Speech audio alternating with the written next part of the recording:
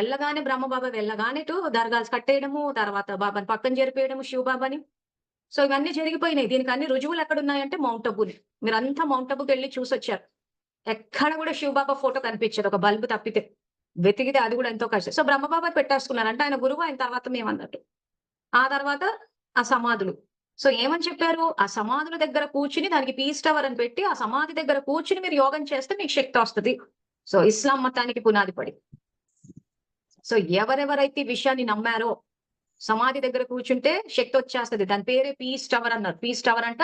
ఆ టవర్ దగ్గర కూర్చుంటే పీస్ వచ్చేస్తది. ఎందుకంటే అక్కడ అంతా వైబ్రేషన్స్ ఉన్నాయి, అవ్వున్నాయి. ఇవన్నీ చెప్పారు. సో మరక్కడ అంత పీస్ వైబ్రేషన్స్ ఉండి, అక్కడ కూర్చుంటే మొత్తం ఆత్మలోకి అంత శక్తొచ్చేస్తే, మరి మౌంట్ అబూ నుంచి జ్ఞానం ఎందుకు రాలేదు బయటికి?